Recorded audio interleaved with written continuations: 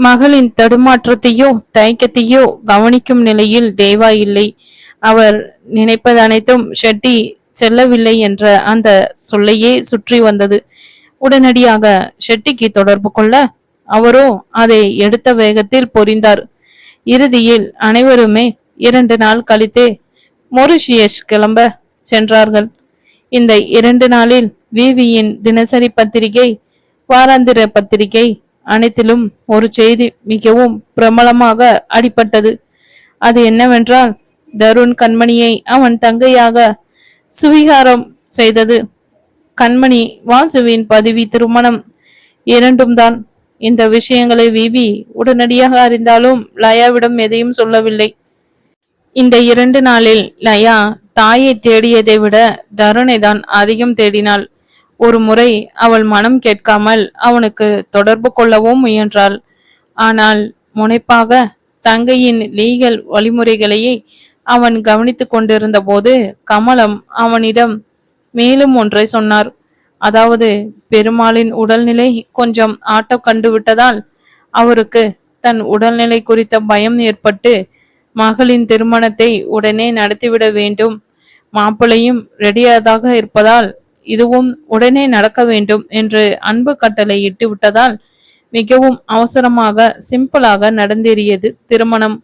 வாசு கண்மணியின் அவளது திருமணம் பத்திரிகைக்காரர்களின் தொல்லை, ரசிகர்களின் படையெடுப்பு என 2 நாளில் கொஞ்சம் திணறிதான் போனான். எவ்வளவுதான் செக்யூரிட்டிகள், உளவு அதிகாரிகள், நட்பு வட்டங்கள் என இருந்தாலும் சில இக்கட்டுகளில் தன் ரசிகர்களை அடக்க அவன்தான் முன்னே நிற்க வேண்டிய கட்டாயம். அந்த 2 நாட்களில் தூங்க கூட முடியவில்லை. அவனால் இறுதியாக கொஞ்சம் மூச்சு விட்டு நிமிரும் வேளையில் கிளம்ப வேண்டிய நாள் வந்துவிட்டது. இவ்வளவு இறுக்கமான வேளையிலும் லயாவை பற்றிய செய்தியையும் விவி மூலம் அறிய மறக்கவில்லை. தனது தனியாத ஆவலை அடக்கி கொண்டு லயாவிடம் நேரில் சென்று பேசவே அவன் விரும்பினான். இவனது ஒதுக்கத்தை ஏற்க முடியாமல் தாய் சொன்னதை போல் இவன் தன்னை விட்டு விலகி விட்டதாக எண்ணினாள் லயா. அந்த நினைவே அவளை கொன்று போட்டது. முதல் நாள் என்னவோ அவனிடம் இருந்து தப்பித்து விட்டோம் என்று எண்ணினாள். அதன் பிறகு கடந்த ஒவ்வொரு நொடியிலும் அவனது அழைப்புக்காக ஏங்கினாள். அது வராமல் போகவே அவன் மேல் இருந்த நம்பிக்கைகள் கரைய துவங்கின. தேவாவோ ஷெட்டி செல்லாமல் போகவே அவரை விட கோபமாக இருந்தார். என்ன மனிதன் இவன், இப்படியா கோட்டை விடுவான்? மனதுக்குள் அவரை கரித்து கொட்டினார். ஷெட்டியோ இனிமேல் லயாவை தொடும் வாய்ப்பு கிடைக்குமா? அப்படியே கிடைத்தாலும் தருண் அதற்கு அனுமதிப்பானா? அவன் என்ன அனுமதிப்பது? அவளுடைய அம்மாவே ஒன்றும் சொல்லாத போது அவனெல்லாம் பிசாத்து. அவனை எப்படி அடக்க வேண்டும் என்று எனக்கு தெரியும். தனக்குத்தானே தைரியம் சொல்லிக் கொண்டார். அனைவரும் ஒவ்வொரு மனநிலையில் கிளம்பி சென்றார்கள். தருண் லயாவை காணும் ஆவலில் இருந்தான். ஆனாலும் விவி சொன்ன அவளது மாற்றத்தை அவன் எதிர்பார்த்துதான். அவளது தாய் என்ன சொன்னாலும் அவள் நம்பிவிடுவாள் என்பது அவனுக்கு நன்றாகவே தெரியும். தாராவும் அவர்களுடன் கூட்டு என்பது அவனுக்கு கொஞ்சம் எரிச்சலையும் கோபத்தையும் கொடுத்தது. இவர்கள் நிலை இப்படி இருக்க இந்த பயணத்தை மிகுந்த ஆவலுடன் எதிர்நோக்கியது வாசுவும் கண்மணியும் மட்டும்தான். இதை தங்களது தேனிலவு பயணமாகவே அவர்கள் எண்ணினார்கள். கமலம் அவர்களை வெளிநாட்டுக்கு உடனடியாக அனுப்ப ஒப்பவில்லைதான். ஆனால் வேறு வழி அவருக்கும் இருக்கவில்லை. இந்த படத்துக்கு உடனடியாக ஒரு மேனேஜரையும் மேக்கப் கலைஞரையும் கண்டுபிடிப்பது அவ்வளவு சுலபம் இல்லை என்று தருண் வாதாடவே ஒப்புக்கொண்டார். வாசுவுக்கு ஒரே கொண்டாட்டம். திருமணம் முடிந்த இந்த ஒரு நாளில் அவன் பொண்டாட்டி தாசனாகி இருந்தான். சாப்பாட்டிற்கு மட்டுமே அவளை அறைய விட்டு வெளியே செல்ல அனுமதித்தான். ஐயோ, ஏன் இப்படியெல்லாம் செய்றீங்க? அம்மா என்ன நினைப்பாங்க? அண்ணா என்ன நினைப்பான்? அவனுடன் இளைத்தவாறே கொஞ்சலாக கேட்பாள். அவளது பேச்சு எதுவுமே அவன் காதில் விழாது. மாறாக அவளது கொஞ்சல் மட்டுமே எடுத்துக்கொள்ளப்பட்டு அவன் வேலையை தொடருவான். வாசுவின் செயலை கேலி செய்ய தருணும் எண்ணுவான். ஆனால் கண்மணியின் வெக்க பார்வையும் தயக்கமும் அவனை தடுத்துவிடும். கண்மணி இல்லாமல் தனியாக வாசுவை பார்ப்பதே அரிதாகியது. மொரிஷியஸ் வந்து இறங்கியதும் அனைவரும் கூட்டாக அவர்களுக்கு ஒதுக்கியிருந்த அறைக்கு சென்றார்கள். விவி அதற்கு முன்பாக தருண் அவளுக்கு ஏற்பாடு செய்த அறைக்கு சென்று விட்டாள். அது ஏற்கனவே கண்மணிக்காக புக் செய்திருந்த அறை. அவளுக்கும் வாசுவுக்கும் திருமணம் முடிந்துவிடவே வாசுவின் அறையில் அவள் தங்குவதாக முடிவு செய்யப்பட்டது.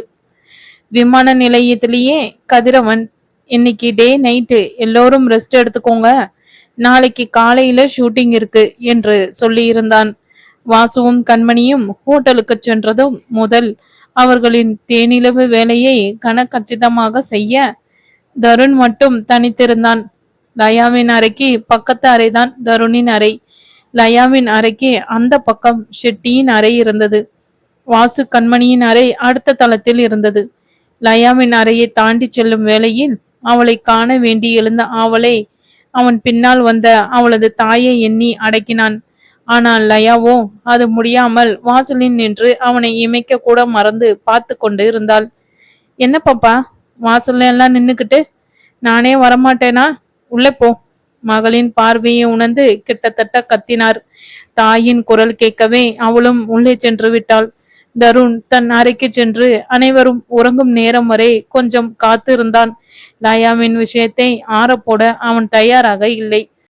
மெதுவாக சென்று லயாவின் அரைக்கதவு ஒன்றை விரலால் தட்டினான். பயண அழைப்பில் தேவா நன்கு உறங்கிவிட அவனின் அழைப்புக்காகவே காத்திருந்தவள் போல் கதவை அவள் திறக்க அவளை ஒற்றை கையால் அணைத்து சட்டென திறந்திருந்த தன் அறைக்குள் நுழைந்தான் தருண்.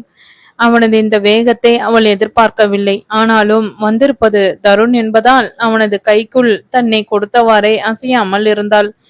அறைக்குள் நுழைந்த வேகத்தில் அவள் இதழ்களை ஒரு வேகத்தில் தன் இதழ்களால் தீண்டினான். அவன் இதழுக்காகவே காத்திருந்தவள் போல் அவன் தீண்டலில் கரைந்தாள். பிரிந்திருந்த காதலர்களின் வேகம் அவர்களின் செய்கையில் இருந்தது. தன் மேனியில் உரிமையாக தவழும் அவன் கரங்களை தடுக்க கூட தோன்றாமல் அவன் செய்கையில் மயங்கி இருந்தாள் லயா. அவள் நிலை உணர்ந்தும் அவள் பெண்மையை களங்கப்படுத்த முடியாமல் கண்ணியும் காத்தான் அவன். ஆனாலும் அவள் அருகில் மட்டும் தன் புலன்கள் தன் கட்டுப்பாட்டை மீறி உணர்ச்சியின் பிடியில் சிக்குவதை அவனும் உணர்ந்தே இருந்தான். தன் கைகள் உணரும் அவள் பெண்மையின் மேன்மையில் தன்னை தொலைத்து கொண்டிருந்தான் அவன். தன் பெண்மை அவன் கைக்குள் கரைவதை கூட உணராமல் எங்கே தான் கைகளை விலக்கினால் அவன் சென்று விடுவானோ என்ற எண்ணத்தில் அவன் முதுகில் கை கொடுத்து தன்னோடு சேர்த்து இன்னும் இறுக்கி கொண்டாள். நிலைமை கைமீறி செல்வதை உணர்ந்து தன்னை முயன்று கட்டுப்படுத்தி கொண்டு அவளிடமிருந்து தன்னை மீட்டு கொண்டான் தருண். அவளை விட்டு விலகும் முன்னர் அவளை ஆழ்ந்து முத்தமிட்டு விட்டே விடுவித்தான். அவன் விலகவே அவனை கேள்வியாய் பார்த்தாள். அவள் பார்வையில் உன் மனச நீயே எப்போதான் முழுசா புரிஞ்சிக்க போற என்ற பாவனையில் அவளை பார்த்தான். எப்படி இருக்க லெவி? 2 நாள் எப்படி போச்சு? சாதாரணமாக பேச்சை துவங்கினான். அவன் தீண்டலின் தாக்கத்திலிருந்து இன்னும் விடுபடாமல் அவனை கேள்வியாய் பார்த்துவிட்டு தலையை கவிழ்த்து கொண்டாள். அவள் நிலை உணர்ந்து அவளை அழைத்து வந்து படுக்கையில் அமர்த்தினான். நீங்க எப்படி இருக்கீங்க? ஒரு வழியாக கேட்டுவிட்டாள். 2 நாளில் என்னவோ நடந்துருச்சு. ஆனால் எல்லாம் நல்ல விஷயம்தான். இங்க உனக்கு எந்த பிரச்சனையும் இல்லையே? விவி உன்னை நல்லா பாத்துக்கிட்டாளா? வாய் ஓயாமல் பேசினியாமே அவகிட்ட, என்கிட்ட பேசவே மாட்டேங்கிற குறும்பாக கேட்டான். அப்படி கேட்டாலும் உன் மனதில் என்ன இருக்கிறது என்று சொல் என்ற பாவனை அதில் இருந்தது. அதற்கு பிறகுதான் லயாவின் கண்மணியை பற்றியும் தன்னை பற்றியும் அந்த கிசுகிசுவை பற்றி நினைவே வந்தது. நான் ஒன்னு கேட்டால் உண்மையை சொல்லுவீங்களா? கண்மணி யார்? தயக்கமாகவே கேட்டாள். கண்மணி என்னோட தங்கை. தயக்கமே இல்லாமல் உண்மையே சொன்னான். முந்தி வேற மாதிரி பத்திரிகையில் வந்ததே? சந்தேகமாக கேட்டாள். பத்திரிகையில் வர செய்தியெல்லாம் சரியா இருக்கணும்னு கிடையாதே. இவ்வளவு நாள் இந்த துறையில் இருக்க இது கூட புரிஞ்சுக்கலையா நீ? அவன் குரலில் கொஞ்சம் கோபம். அவன் கோபத்தை தவறாக எடுத்துக்கொண்டாள். உன்கிட்ட வர எல்லாரையும் தங்கன்னு தான் சொல்லுவீங்களாம். பெண்மைக்கே உரிய பொறாமை அவள் குரலில். அவள் கேள்வியில் அவளுக்கு சந்தேகம் என்ற முடிவுக்கு அவன் வந்தான். உன்கிட்ட நீ என்னோட தங்கேன்னு சொன்னதா எனக்கு ஞாபகம் இல்ல, கிட்டத்தட்ட கத்தினான். என்னதான் அவள் எடுப்பார் கைப்பிள்ளை என்று தன்னையே சமாதானம் செய்தாலும் உரிமையானவளின் சந்தேகம் அவனுக்கு கோபத்தை தான் தந்தது. அவன் பதிலில் திகைத்தாள் அவள். ஆம், அவளிடம் ஒரு முறை கூட தங்கை என்று சொன்னது இல்லை. எப்பொழுதும் உரிமையோடுதான் நடந்து கொள்வான். தன் காதலை தயக்கமே இல்லாமல் சொன்னான். அவள் பெண்மையை ஆள விரும்பாமல் விலகி நின்றான். இவை அனைத்தும் அவளிடம் மட்டும்தான். ஒருவேளை நீங்க என்ன தங்கைன்னு சொன்னால் நான் அதையே கெட்டியா பிடிச்சுப்பேன்னு நீங்க நினைச்சீங்களோ என்னமோ. மத்தவங்கள மாதிரி அண்ணான்னு சொல்லிட்டு என்னால் உங்களை கூட படுக்க முடியாதுன்னு நீங்க நினைச்சு இருக்கலாம். அதான் கண்மணின்னு ஒருத்திய 4 வருஷமா வச்சுட்டு இப்போ தங்கன்னு சொல்றதுலயே தெரியுதே. அதனாலதான் அந்த டைலாக்க நீங்க என்கிட்ட சொல்லல போல. தாய் கக்கியிருந்த விஷம் அனைத்தையும் அவனிடம் கக்கினாள். அவளது இந்த பேச்சில் தன் கட்டுப்பாடு மொத்தமும் இழக்க ஓங்கி ஒரு அறை விட்டான். அவன் விட்ட அறையில் பொறி கலங்கி அமர்ந்திருந்தாள் அவள். என்ன சொன்ன? அண்ணான்னு சொல்லிட்டு படுக்கிறதா? என்ன அப்படிதான் நினைச்சுக்கிட்டு இருக்கியா? பாக்குற பொண்ணுங்க கூட எல்லாம் படுக்கிறவனா நான்? கண்மணி, ஏய், அவ என் சொந்த தங்கச்சிடி. வாசுக்கும் அவளுக்கும் கல்யாணம் ஆயிடுச்சு தெரியுமா? வாசுதான் அவ புருஷன். அவளை போய் தன் தலையில அடித்து கொண்டான். வேண்டாம், நம்ம உறவே இதோட முடிச்சுக்கலாம். உன்னோட இந்த குணம் நம்மளோட ஒவ்வொரு நாளையும் நரகமாக்கும். நீ உன் அம்மா கூடவே இரு. அவ என்ன சொல்றாளோ அதையே கேளு. எவன் கூட போக சொல்றாளோ அவன் கூட போ. உனக்கெல்லாம் பட்டால்தான் புத்தி வரும். நானும் பொறுத்து பொறுத்து போறேன். என் பொறுமைய ரொம்ப சோதிக்கிற. இப்போ இப்போ கொஞ்ச நேரத்துக்கு முன்னாடி அப்படியே சொக்கி போய் நின்னியே. உன்னை தொடணும்னு நினைச்சிருந்தா எனக்கு எவ்வளவு நேரண்டி ஆயிருக்கும். அப்படி செய்யாமல் விலகி நின்னம் பாரு. நீ இத சொல்லி நான் கேட்டுதான் போறேன்னு தெரிஞ்சு ஆகணும். விவிய கூட அனுப்பி உன் அம்மா உன்னை தனியா அனுப்ப செக்யூரிட்டி ஆட்களை அனுப்பி உன்னை பொத்தி பாக்குறதுக்கு கேவலம் உன்னோட இந்த உடம்ப தொடுறதுக்காகவா? அதான் நீயே சொல்றியே எனக்கு தங்கச்சிங்கன்னு சொல்லிக்கிட்டு சுத்துறாளுங்களேன்னு. அவங்க கிட்ட போக மாட்டேன். சரி, இந்த நியூஸ் எல்லாம் உனக்கு எப்படி தெரியும்? கர்ஜித்தான் அவன். அவள் அமைதியாக இருக்கவே, சொல்லுடி. லயா அவனது அந்த குரலில் நடுங்கிதான் போனாள். அவன் நின்ற தோரணை அவளை கலங்கடிக்க, அம்மா, திக்கி திணறி சொன்னாள். அந்த ஒற்றை வார்த்தையை சொல்லும் முன்னர் அவள் இதயம் தொண்டை குழியில் துடித்தது. என்ன, உன் ஆத்தா சொன்னாளா?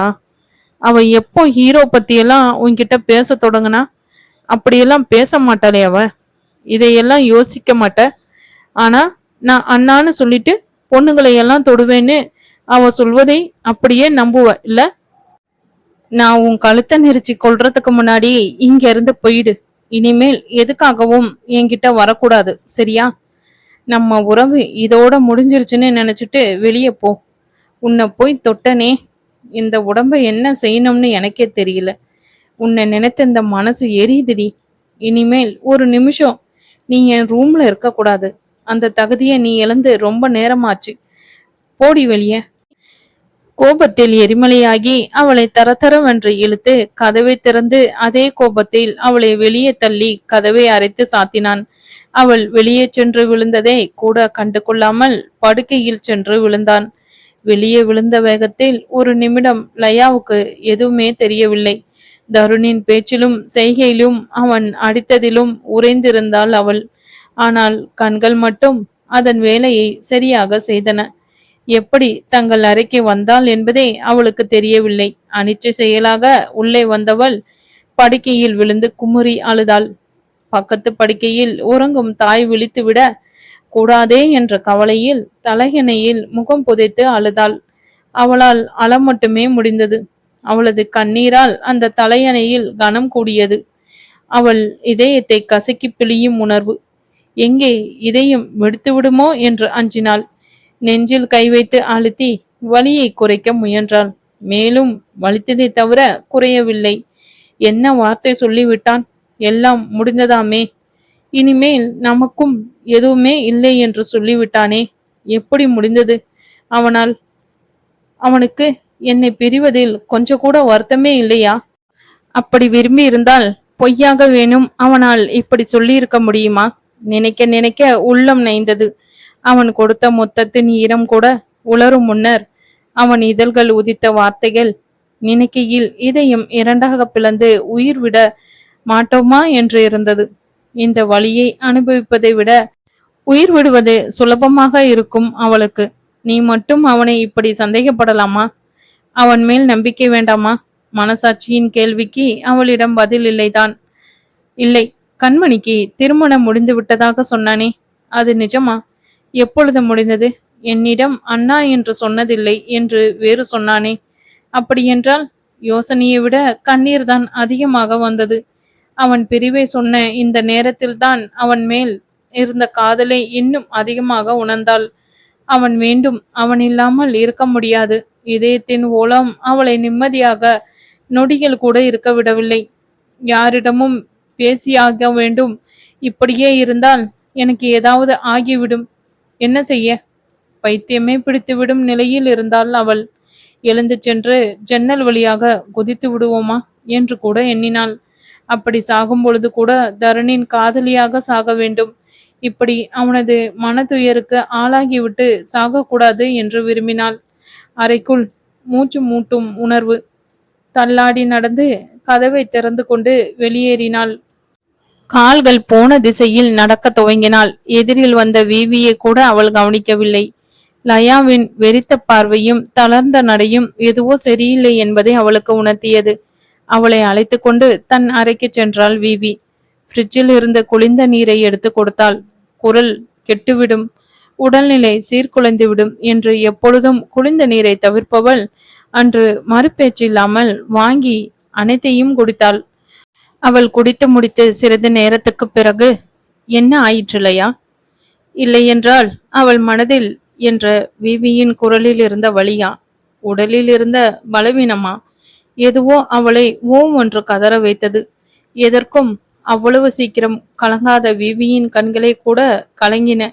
அவளை தாவி அணைத்து கொண்டாள். தோல் சாய ஒரு தோழி கிடைத்த ஆதரவில் அழுது ஓய்ந்தாள் அவள். என்னன்னு சொன்னால்தான் தெரியும் லயா. அவள் அழுகை குறையவே அவள் தலையை கோதியவாறு கேட்டாள். எல்லாம் முடிஞ்சிருச்சு. தருணித்தோட எல்லாம் முடிச்சுக்கலாம்னு சொல்லிட்டார். என்னை அடிச்சு கதவுக்கு வெளியே தள்ளிட்டார். இனிமே அவரோட மூஞ்சிலேயே முழிக்க கூடாதுன்னு சொல்லிட்டார். என்னால் தாங்கவே முடியல. எனக்கு இங்கே வலிக்குது. காதலிச்சால் இப்படி வலிக்குமா? இதுவரை காதல் தோல்வியில் நடிக்க சொல்லும் போது இப்படி வலிக்கும்னு எனக்கு தெரியவே தெரியாது. ஆனால் ரொம்ப வலிக்குதே. இந்த வலி போகவே போகாதா? அப்போ தருணுக்கும் இப்படி வலிக்குமா? எனக்கு நீ இருக்க, அவருக்கு இப்போ யாருமே பக்கத்தில் இல்லையே. இல்ல, அவர்தான் என்ன மறந்துட்டேன்னு சொன்னாரே. அவர் தானே என்னை வெளியே தள்ளி விட்டார். அவருக்கு வலிக்காது. ஆனா எனக்கு ரொம்ப வலிக்குதே விவி. சொன்னதையே திரும்ப சொல்லி புலம்பியாலும் அவளை எப்படி சமாதானம் செய்வதென்று தெரியவில்லை விவிக்கு. தருண் ஏன் உன்னை அடிச்சு ரூமை விட்டு வெளியே தள்ளினான்? நீ என்ன செஞ்ச? பிரச்சனை என்னவாக இருக்கும் என்று தெரிந்தும் கேட்டாள். லயா உதடு பிதுங்க அழுகையுடனே அனைத்தையும் சொல்லி முடித்தாள். இப்படி தன் தலையிலேயே மண்ணை அள்ளி போட்டு கொண்டாளே என்று கவலைப்படத்தான் முடிந்தது விவியால்.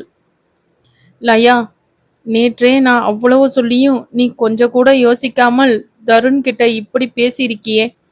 ஒரு உண்மையை சொல்லவா? கண்மணி நிஜமாகவே அவருடைய தங்கைதான். அவளுக்கு தெரிந்த உண்மைகளை சொன்னாள். அதோடு அவர்களின் பதிவு திருமணம் வரை அனைத்தையும் சொல்லி புரிய வைக்க முயன்றாள்.